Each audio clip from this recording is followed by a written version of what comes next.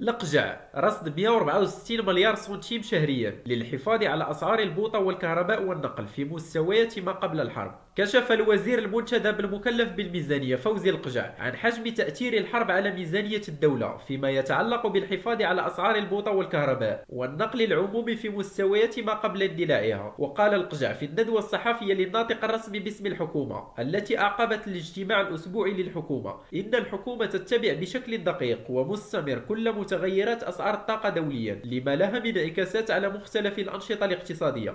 وأوضح الوزير المنتدب أن الإجراء الأول يتمثل في المحافظة على السعر الحالي لغاز البوتان خاصة للاستعمال المنزلي، حيث تتحمل الدولة 78 درهما عن كل قنينة، مشيرا إلى أنه قبل الأزمة كانت تتحمل الحكومة 30 درهما عن كل قنينة من وزن 12 كيلوغرام. وأضاف المسؤول الحكومي أنه تم رصد 100 مليون درهما شهريا. وأضاف المسؤول الحكومي أنه تم رصد 100 مليون درهم شهريا للحفاظ على ثمن البوطة كما كان قبل الأزمة، و400 مليون درهما شهريا للحفاظ على تسعيرة الكهرباء في المستوى السابق، ثم 648 مليون درهم خصصت لدعم مهني النقل بما مجموعه مليار و648 مليون درهم، أي نحو 164 مليار سنتيم. وأكد الوزير أيضا أنه حين نتحدث عن أسعار الطاقة فليس فقط الأثمنة المباشرة لموارد الطاقة هي التي تتأثر، بل كل ما له علاقة بذلك من نقل بحري وجوي، وبالتالي تكون التأثيرات على الاقتصادات العالمية. وأفاد بارتفاع سعر برميل النفط ب 44% خلال شهر مارس، وسعر الغازوال ب 75%، مشيرا إلى أن متوسط سعر الغازوال خلال الشهر نفسه بلغ 1260 دولارا مقابل 717 دولار قبل بداية الأزمة. ووفق الوزير فقد ارتفع سعر غاز البوتان ب 38%، وسعر الفيول ب 60%، وسعر الغاز الطبيعي ب 63% خلال شهر مارس، موضحا أن هذه هي الوضعية الحقيقية لأسعار المواد الطاقية خلال هذا الشهر.